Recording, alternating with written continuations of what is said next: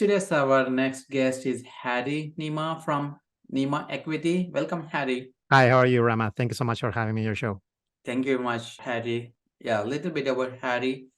Harry is a pulmonary and critical care medicine physician, a real estate investor, entrepreneur, co-founder, and manager of Nima Equity, a commercial real estate syndication company where he helps physicians to earn passive income, lower taxes, and achieve financial freedom.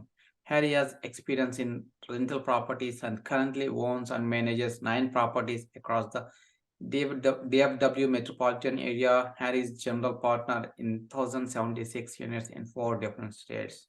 So, with that, Harry, you want to add anything to your background? You did it like very well. I'm still like a full-time physician, and that's one of the things that many people ask me, right? Like, are you still in medicine or you're a part-time doctor? No, I'm still like in full-time medicine. Like, I'm still enjoying that. And yeah, it sounds a little bit difficult, but yeah, when you have two passions, medicine, real estate, you want to continue doing both. Awesome. Thank you. So you born and brought up in Peru and then came to US. Share me the journey from, Peru, medicine from Peru to US and, real estate investing, multifamily investing. Yeah, as you're saying, like we are, my wife and I, we both are physicians and we both are from Peru. So we actually did our medical school back there in Peru, right? Like, so, and it's a long journey, right? Like from high school, like the pre-med and med, and then like you need to do another year, like for your country, right? Like it takes at least like 10 years on that. And after that, like just looking into how we could continue growing and doing like a better training, we decided to come to the US, right? Like, and also like it's a difficult journey, right? Like, because you need to take tests and like up to 3 tests and come for interviews here in the US in different hospitals. So, and like, and it takes time and also like money, right? So we were lucky, we're grateful and blessed that we were able like to make that journey. And about 15 years ago, we came to the US and to practice and train medicine, right? Like an internal medicine and then like a pulmonary and critical care trained physician. And my wife, she's a family medicine doctor. Also, like because of the nature of how is our training, you may have heard like in medicine, you do 3 years in one place and then like the other training in another city or another place. So we have been moving a lot like in the last 10 or 15 years. So initially we were in Pennsylvania for around 5 years, then in Virginia for 3 more years for my fellowship in pulmonary critical care. Then we did 2 years, South Texas, actually in McAllen, very close to the border in private practice. For the last 6 years, 6.5 years, we have been here like in Dallas Fort Worth, right? Like, and once you arrive here, like really love the area. Our kids also fell in love like with their schools. And so we decided just to stay after that. And pretty soon after that, like I think like a couple of months, 6 months or so, we decided to start already like investing in real estate, right? And as you mentioned, like initially in residential real estate with the classic buy and hold with the BRRRR method, right? But there's again like a point where you can not grow more or growing more becomes more difficult, right? Like, and that's where when we decided like to switch our strategy and then like to do commercial real estate, specifically in syndications and in multifamily. Thank you. So, what do you like about Peru? Oh, Peru is awesome. Like we have our whole family is still there, right? Like, and the nice thing about Peru is in South America, right? Like you have coast, you have highlands, you have the rainforest. Like the food is spectacular. I'm not sure if you have heard like 3 of the Peruvian restaurants are in the best 50 or 20 restaurants in the world in this moment. So yeah, and like we miss Peru a lot. And we try to go like once we can. It has been less like after the pandemic because there was more restrictions, obviously, and also there's a little bit of political instability also in my country. So every time we can go, we sure make sure that we go. Yeah, thank you for sharing that. Maybe I would like to try Peru one day. Yeah, Yeah. no, just let me know. Awesome. Thank you. So you started with a residential and then shift towards multifamily. Why so and how exactly you started? Yes, yes. So we had the idea already to jump into real estate for a long time, right? Actually, if you want to go back a little bit to our time in Peru, in my personal case, like my mom, she was not able like to go to college, so she needed like to do different things to help us and also like to put us through school and to medical school and all of that. So she had different business, including a couple of like small apartments that she managed in Peru. So, I mean, of course, it's very different, right? Like to manage real estate in a third world country than to manage like real estate and the finance and like and all of that here in the US.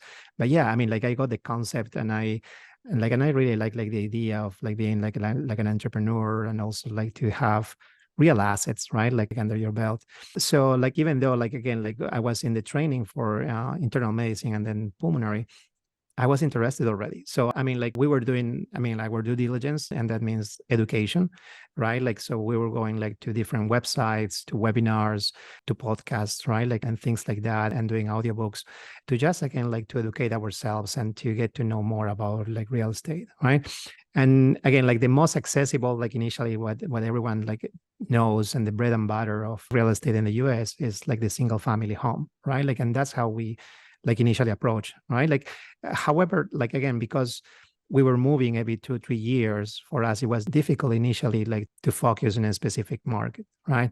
And that's why, like again, like after all that experience, all that like education, we were prime and we were ready when we came already to Dallas, right? Like, so that's the reason we started. Like, probably that was 9 years after we arrived to the US, right? Like, and then like as you mentioned, right? Like it's the natural process for many people who start investing in single family homes or small multifamily, like to switch at some point to commercial, either it's like storage or mobile parks or apartment complexes, right? Like because you see the power, the velocity, right? Like the economies of scale, whatever it talks about that, like in upgrading, right? So again, like, and actually when you jump in commercial real estate, it's just not about you anymore. I mean, it's about like a team, right? Like, so when you're in single family homes, like as I always say, like, do you like the 3 T's, right? Like the toilets, tenants, and termites, right? Like it's going to be a second job for you, right? Like, and many people like me or my wife, we like it and we're passionate about that,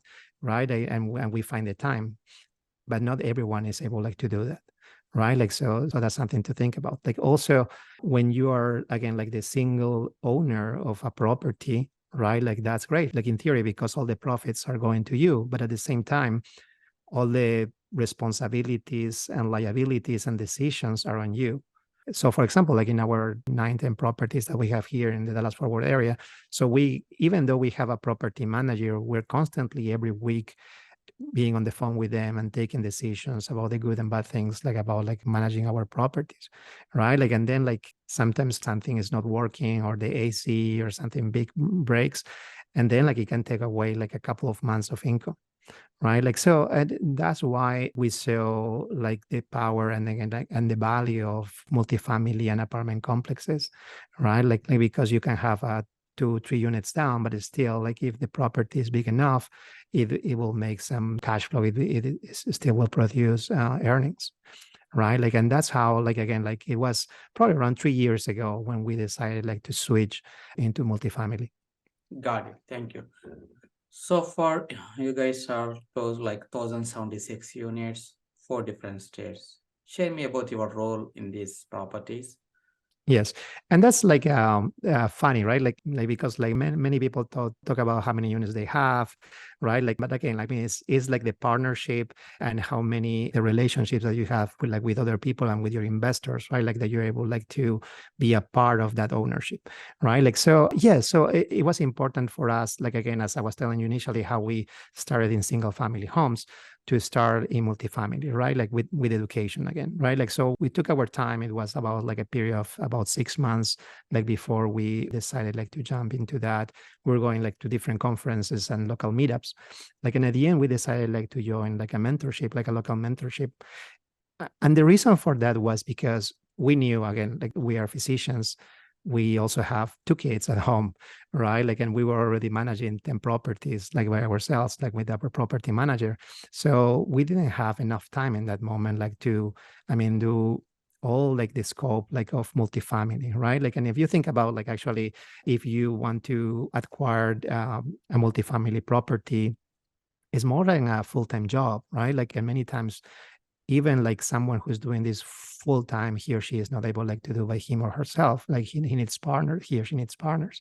So that's why we joined this mentorship. And then like we were able like to again like to meet other people who were in the same journey, and people with different backgrounds, right? Like and people with different backgrounds and expertise and like strengths, right? Like so there may be some people who is good underwriting, right? Like an underwriting and numbers and the projections and all of that. Like other people, I mean, like they may have more time to go and travel and visit like the properties and like and do like the due diligence, right? Like other people may be able like to do the asset management, like other people may be able like to raise capital for these projects, right? Like so that's how we join different groups, right? Like again, like I mean, like the number over 1,000 units, it sounds like deceiving, like to some like degree, right? Like but we are co-owners, co-partners, like with many other people, like in these projects. Got it. Thank you. So, I mean, during our offline chat, you mentioned you are mainly involved in raising capital side, right? So share me about your process and did you face any challenges, initial stages, and some best practices? Our journey has been very natural, very organic until the last probably 6, 7 months where we decided, or a year where we decided like to grow like a little bit more or a little bit faster. So initially word of mouth, right? Like so many of our friends and colleagues also, they knew that we were already in real estate, right? That we have shared with them like what we were doing in residential real estate. And at some point when we decided to jump into commercial real estate, they were interested and they were intrigued, right? So we shared that journey or that experience with them. And again, like the things that we were doing, I mean, of course, just to show them and also like to educate them about what we're doing. Right. So, I mean, it was natural, like at the beginning. And again, you start bringing friends or colleagues that also want to participate, and maybe they may not have like the time and they may not have like the passion to do the things that you do. Right. Like, so, yeah, no, I mean, it was around 2021, like the beginning of 2021 when we started doing this. But that's the main part of what we do in syndications or commercial real estate. But we also, again, like we also go with the teams to visit the property when we're doing the due diligence. And also we participate with asset management calls, and we continue with the communication with investors that, I mean, like we do every month, but still like there are some investors or people who may have questions like along the way. So we're always available to them, right? Like, so that's how we started. Like, again, like that part, like by word of mouth, by sharing our journey. But also at some point we started doing a little bit more, which in terms of education, right? Like, so one of the important things, and what I have heard like in these last 4 or 5 years is that people usually tend to do things or tend to invest in things where they are familiar with, right? Like, and what they're familiar with, like here in the US, is like in stocks and mutual funds and all of that. They are not that aware about other alternative assets, alternative ways to invest, right? Like, and it sounds like funny that real estate that is around us and has been around for so long, I mean, is considered as an alternative investment, right? So we start like again, like with our website and with our blog, and also we launched like a YouTube channel where I mean, it's mainly for physicians, but anyone can apply that to his or her situation, right? So about like finances and real estate, and also, I mean, of course, like the syndications that we do, right? Like, so that has happened. And again, like in the last 6 to 7 months, again, like we have tried like a little bit more like the outreach to other physicians, and again, just to bring awareness and to bring education to them, right? Like, and one of the things that you were asking me is, I mean, like some of the best practices and how we raise capital, right? Like, so one of the things is that for me, especially, it's very important to be transparent and to be honest, like with anyone that I'm talking to. So one of the important things that I usually start with is like, I want to make sure that they understand what are they going into, right? Like what type of investment is this and how that works, right? Like, I mean, I don't want to overpromise something and then someone is going to be upset or is going to be disappointed with the type of investment, right? Like, so like other things is that also I try to educate about like the good things and bad things and probably reasons why they shouldn't invest in this kind of projects, right? Like, I think like we were talking like before the interview about this, and like in general, like I use this kind of like a screen, like just to tell them, even like in the first communications we have, like the 3 or 4 reasons why they shouldn't invest in a syndication, right? Like, so like the first one is like because it's very expensive, right? Like it's a very expensive investment, even for physicians or high paid professionals. $50,000 or $75,000 is a lot of money, right? Like the second reason is because it's an illiquid investment, right? Like, and when they heard like the word, like, say like, oh, I mean, like, just to explain that to you, it's like, again, it's not like the stock market that if you change your mind, you can sell your stocks and have like your money in 2 or 3 days, right? Here, you're pulling your capital with other investors in a real asset, right? Like, so just think about that. You're going to have your money or your investment there in the property for the next 6, 7 years, right? And if this is not okay with you, then you should probably consider other type of investments, right? Like, and the third thing is like, it's a passive investment, for good or for bad, right? Like, I mean, like for some of us, it may be great, right? Because we don't need to do anything, or again, like we just do like the due diligence at the beginning and then like we set it and forget it, right? Like, and we receive like the updates every month. But for some people, like especially there may be some more physicians who want to have a little bit more control, right? They don't like that, right? Like, again, like they need to understand that they are part of the ownership. They are also partners, but they won't be able like to take decisions on the day-to-day operations, on the decisions on when we refinance or we sell the property, right? Like, and the last thing, like the fourth thing that I can remember is it's a new process to learn, right? It's a new type of investment to learn. And again, as I was telling you before, many people doesn't feel easy about new things, right? Like it's difficult to learn new things. And honestly, like syndications and the full concept and how it works and the distributions and the gainings and all of that, it's a difficult process like to get, right? Like, so, I mean, it takes some time. Thank you for explaining that. So would you share any of your best experience so far? I have great experiences in both, actually, in residential and commercial. Mainly because I'm longer in residential, is that I can see again like the value or the power of time. And that applies to real estate for both for residential and commercial. I have seen the appreciation, the great appreciation in the last couple of years, and the cash flow from these properties. In commercial, it's very similar. It's the same. And actually, like the first couple of months or year, like some of the properties were already cash flowing. I mean, of course, we all that we are in the business, we know that the last 6, 7 months have been like a little bit rough, and like, and actually we're kind of trying to save like on the capital, and we're holding like for now in many of these properties like the distributions, just to have enough like to get like over these couple of months that are coming, right? Like, so, and yeah, I mean, like, and the other part is like the new people that I have met. It's incredible. In the last 2, 3 years, we have met like many doctors and operators, and and as I was telling you, like, so people from different backgrounds, right? Like, again, like lawyers, engineers, like, and everyone. Many times, like, I'm working together, like in the same projects, right? Like, so that's great. Like, and with some of these people, we have developed closer relationships and friendships. So that's one of the great things, like, of being in this business. Got it. Thank you. Awesome. And would you also share any challenging experience? Yes, yes. And actually in both, right? In residential and in commercial. And whenever you ask this question, if anyone says like, no, I haven't had any challenges, I mean, either or he's too new or he's lying, right? So in both, like, but most specific to the commercial part, right? Like, so, I mean, as I was telling you, I mean, I participate in different tasks in the process of syndication, right?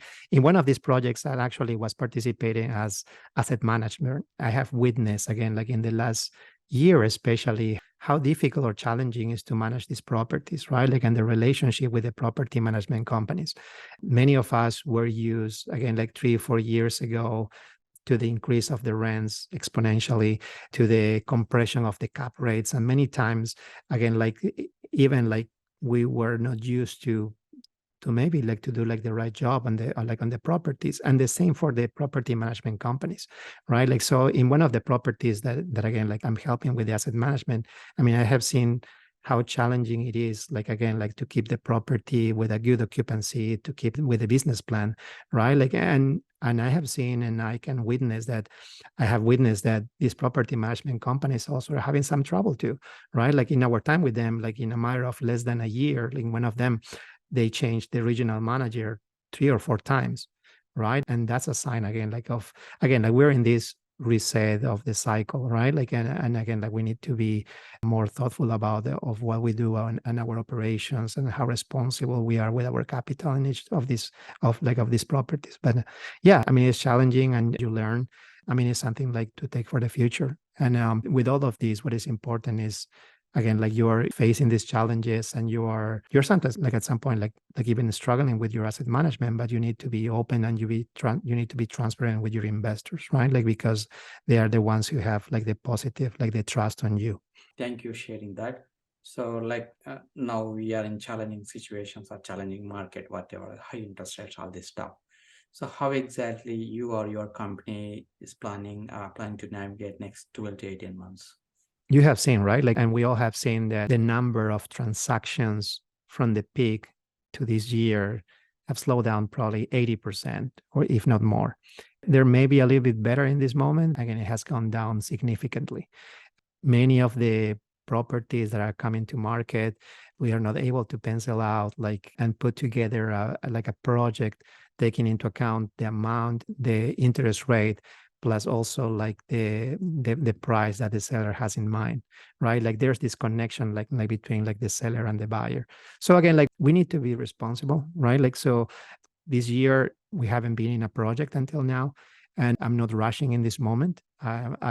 For me, it's more important to be very responsible with the capital of my investors, and they know I continuously communicate with them, and and some of them again, as you can imagine, are reaching out to you every week, every 2 weeks, asking for new projects or things like that. But again, you need to be careful about that, right? At the same time, we're exploring other types of opportunities. We still love real estate and syndications and apartment complexes.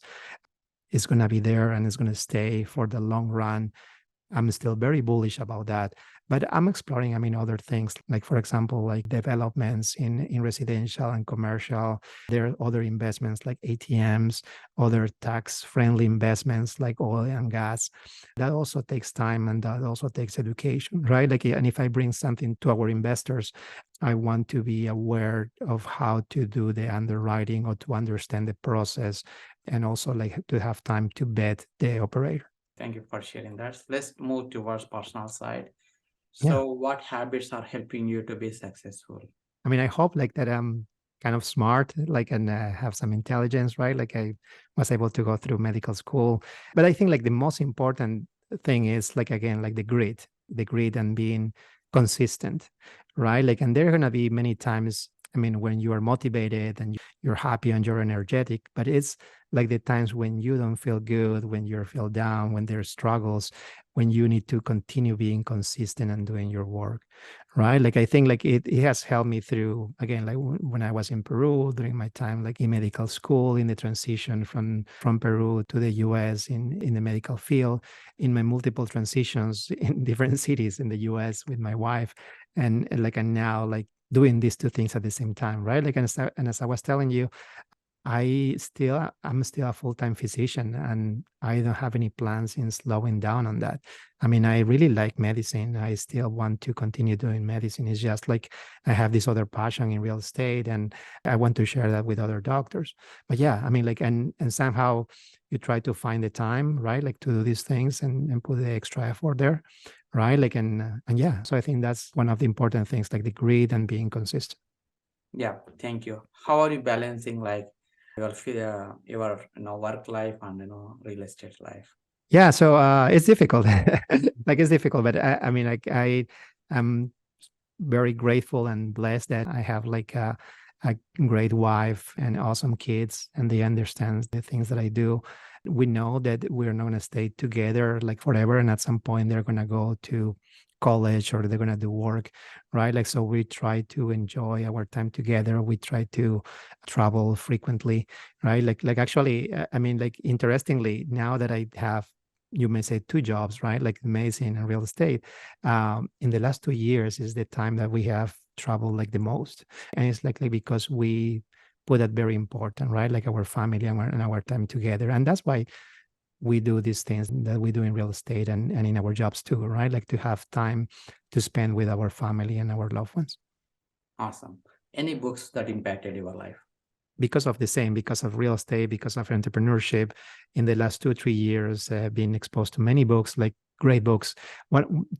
Two of the ones that come to mind are The Gap and the Gain, right? It's a great book for any professional who's trying to get to the next level, but sometimes you find struggles or find difficulties on your way. But it teaches you how to see what you have done and be grateful with all these things that you have already in your life. And the other book that I also like a lot is Atomic Habits, which is a very simple book with easy steps that together compound, like to make big changes and to make big impact in your life. So these two books are great. Awesome. And how can listeners can connect with you, Harry? Yes, absolutely. So we have our website is nimaequity.com. Nima is a N as in Nancy, IMA, equity.com. And we also have our YouTube channel, like where we have like education, as I was mentioning. And yeah, I mean, happy to talk or to chat with anyone in commercial, but also in residential real estate. Awesome. Thank you very much, Harry. Thank you for sharing your journey from medicine from Peru to US and real estate investing from single family to multifamily and also capitalizing process. I really appreciate it. Thank you very much. Thank you, Rama.